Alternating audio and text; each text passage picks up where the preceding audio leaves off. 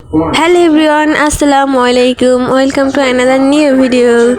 Guys, প্রথমে বলিনি good morning. সকাল সকাল উঠে প্রথমে ভাবতেছি কী তৈরি করা যায়, তারপর আইডিয়া করে ভাবলাম যে গাইস আজকে আমি বানাবো খিচুড়ি নিজের হাতে। তো লেটস গো।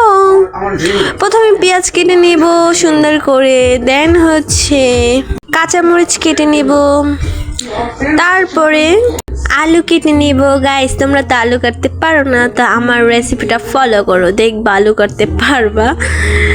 গাইস কিছু মনে করে না, কারণ একটু মজা করলাম, জাস্ট আর কিছুই না।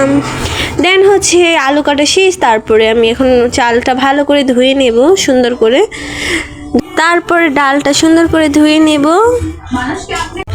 তারপরে মুরগির চামড়া দিয়ে এই খিচুড়িটা তৈরি করব, যেটা মেন সেটাকে ভালো করে ক্লিন করে নেব, কারণ একটু ময়লা সয়লা যে না থাকে, ভালো করে ক্লিন করে তারপরে রান্না বসাব। এই তো এখন চুলায় কড়াইটা বসিয়ে দেব, তারপরে হচ্ছে তেল দিয়ে দেব, তারপরে তেল দেওয়া শেষে আমি এখন পেঁয়াজ দিয়ে দেব, দেন হচ্ছে ভালো করে লাড়াচাড়া দিব সুন্দর করে পেস্টটা হলে, তারপরে কাঁচামরিচ দিয়ে দিলাম, তারপরে এটা ভালো করে নেড়ে চেড়ে আদা রসুন বাটা,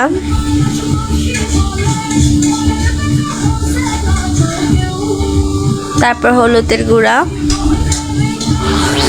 তারপরে মরিচের গুঁড়া, তারপর ভালো করে নেড়ে চেড়ে কষিয়ে নেব সুন্দর করে লবণ দিয়ে, তারপরে পানি দিয়ে সুন্দর করে ঝোলটাকে কষা কষা করব।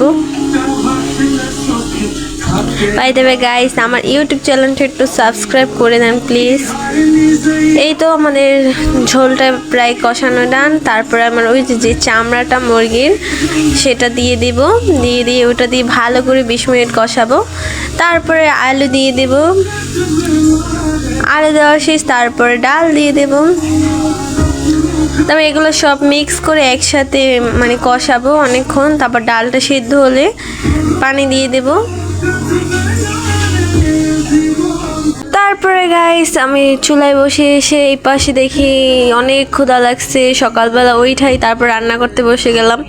দেন হচ্ছে চালটা বসিয়ে দেব, চালটা সুন্দর করে দিয়ে নাড়াচাড়া দিয়ে নেব। এই তো গাইস আমার হাতের খিচুড়ি, কি মজা ইয়াম্মি হয়েছে।